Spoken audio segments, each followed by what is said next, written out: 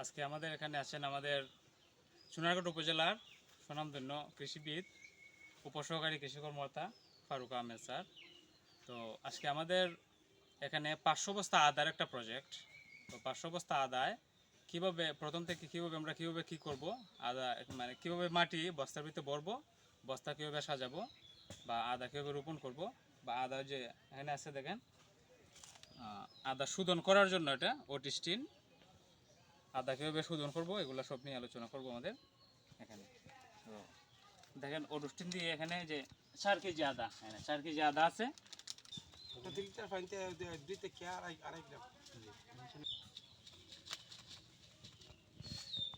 প্রায় 8-10 গ্রাম ওষুধ দিয়ে ওটিস্টিন দিয়ে আমরা এটা যে শোধন করবো আর কি। প্রতি লিটার পানিতে 2 থেকে 3 গ্রাম 2 থেকে 3 গ্রাম শোধনের জন্য এটা প্রায় 30 মিনিট আমরা ভিজিয়ে রাখবো। ভিজিয়ে রাখলে পরে এটা যে ছত্রাকজনিত যে বিভিন্ন রোগ জীবাণু আছে, রোগ জীবাণুগুলা ওই যে বীজবাহিত রোগগুলা কি ধ্বংস হয়ে যাবে।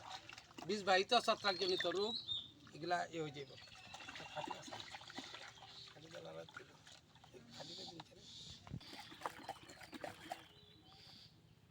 তো এটা আমরা এখানে ঢেলে দিলাম।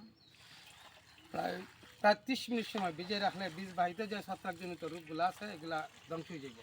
আর বীজবাহিত রোগের কারণে ওই যে পচন যে একটা রোগ আছে না, রোগটার সরাইতে হবে। এই নিয়ম হইল প্রতি লিটার পানিতে 2 থেকে 3 গ্রাম ওটিস্টিন কার্বেন্ডাজিম গ্রুপের যে কোনো ওষুধ, ওটিস্টিন বা কার্বেন্ডাজিম গ্রুপের যে কোনো ওষুধ দিয়া এই ছত্রাকনাশকজনিত পানির মধ্যে প্রায় 30 মিনিট ভিজিয়ে রাখলে ছত্রাকজনিত যে পচা রোগটা আছে এটা বীজবাহিত রোগগুলার হবে না। এখানে দেখেন এটা হচ্ছে আমাদের বস্তা, একটা সিমেন্টের বস্তাকে আমি 2 ভাগ করছি। 2 ভাগ করার পরে নিচ দিয়ে স্টেপলার অথবা সেলাই দিয়ে দিয়েছি।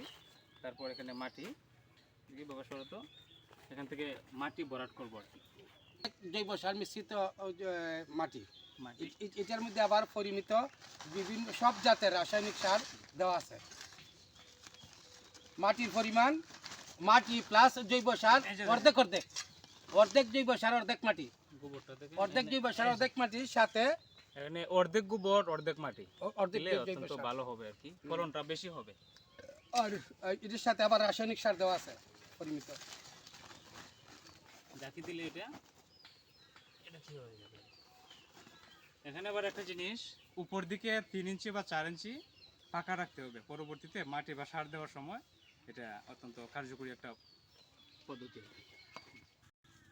আমরা এর আগে 15 দিন আগে আদা শোধন করে এখানে রাখছিলাম, এই যে এই কুশি গজানোর জন্য আর কি, অঙ্কুরোদ্গমের জন্য রাখছিলাম। এখানে দেখেন, দেখো কাছে এই যে শিকড়গুলা, এই যে এগুলা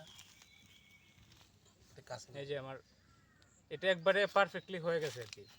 এটা 15 দিন আগে শোধন করার পর মাটিতে রাখা হয়েছিল অঙ্কুরোদ্গমের জন্য। এটা হয়ে গেছে, এটা আমরা এখন বস্তায় রিপ্লেস করে দেব। এই যে দেখেন আরেকটা, এটা আরো অনেক সুন্দর হয়েছে। এই যে দেখা যাচ্ছে এরকম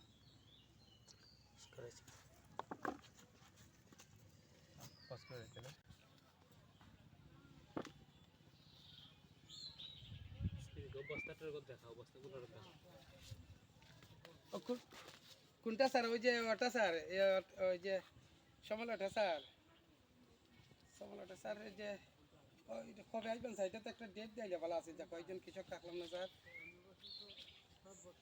আর ওই যে সাইদুর ভাই বিয়া, যে বাতিজির বিয়া যাবেন না স্যার? আদা এখান থেকে তুলে আনলাম, অঙ্কুরিত আদা তুলে আনলাম। এখানে এখন বস্তায় রোপণ করার পালা। আমাদের 3 ইঞ্চি গভীরে আমরা দিয়ে দিব আর কি বস্তায়। কাছ থেকে আরো কাছে যেটা দিয়ে দিলাম এখানে দেন। যে এটাতে কিন্তু অলরেডি যে গাছ গজিয়ে গেছে, এটা কিছুদিনের মধ্যে অঙ্কুর হয়ে গেছে, শিকড় এসে গেছে, শিকড়ও এসে গেছে। আমরা এখন এটা দিয়ে দিলাম। পরে এগুলা আমরা কি করব, যেগুলো রাখলাম বস্তাটা অনেক 500 বস্তা, সরকারি বস্তা দোকান আরো ভালো হয়। এটা তো দামি বস্তা, সরকারি বস্তা কিনে দেওয়া হয়েছে। এটা কি সরকার থেকে দেওয়া হয়েছে? এখানে ফারুক ভাই, আমরা উদ্দেশ্যে কিছু আমাদের কৃষি কর্মকর্তা ফারুক আহমেদ আপনাদের উদ্দেশ্যে কিছু বলবেন, আর যারা এটা করতে চান আগ্রহী হন ওনার সাথে যোগাযোগ করবেন, আমার সাথে যোগাযোগ করবেন। ফারুক ভাই কিছু আমরা আসসালামু আলাইকুম, আমি উপসহকারী কৃষি কর্মকর্তা ফারুক আহমদ। আমরা 500 বস্তা আদা প্রদর্শনী মশলার জাত উন্নয়ন ও প্রযুক্তি সম্প্রসারণ প্রকল্পের আওতায় 500 বস্তা আদা প্রদর্শনীর আমরা শালমবাড়ি দিছিলাম। এটা আজকে আমরা উদ্বোধন করলাম, কিভাবে উদ্বোধন করলাম, কিভাবে কি করলাম আপনারা মোটামুটি আমরা দেখাইলাম, একটা ধারণা দিলাম। এখন মনে করেন এইভাবে যদি আমরা করি বস্তার মধ্যে মাটির মধ্যে অনেক সময় করলে দেখা যায় যে ওই যে বিভিন্ন রোগে ধরে অতিরিক্ত বৃষ্টিজনিত হারণে ছত্রাকজনিত রোগে আদা নষ্ট হয়ে যায়। আদা চাষ করতে হলে মেন যে সমস্যা সেটা হলো রোগ। আর আমরা যদি মাটিতে করি তো এইভাবে আদা জৈব সার করা অনেক সময় সম্ভব হয় না, কিন্তু বস্তাতে করাতে ওই যে অল্প অল্প পরিমিত মাটি হতে আদা জৈব সার আমরা দিছি, এবং এটার মধ্যে যত বৃষ্টি হোক ছত্রাকজনিত কোনো রোগে এটা আক্রমণ করে না, যার দরুন ফলেন ওই যে স্বাভাবিক মাটিতে করার চেয়ে অনেক ভালো আদা হয়। তবে এই কাজটার জন্য আদা চাষের জন্য হালকা ছায়াযুক্ত স্থান হইল সবচেয়ে একুরেট।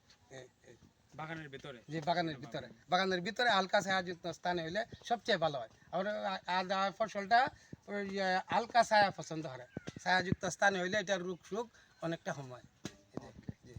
যারা পারিবারিক চাহিদা মেটাতে চায়, তারা নিজের উদ্যোগে 10 বস্তা এর মধ্যে 10টা বা 12টা বস্তা আদার মধ্যে আমরা যেভাবে আজকে দেখাইলাম 10টা 12টা বস্তা আদা ঘরের আশেপাশে এই যে গাছের তলে করলে বা বাড়ির আঙ্গিনায় করলে একবারে অনায়াসে সারা বছর পারিবারিক চাহিদা, শুধু চাহিদা মিটবে না, আত্মীয় স্বজনের মধ্যে হয়তো 10-12 বস্তা বিলাইতে হবে।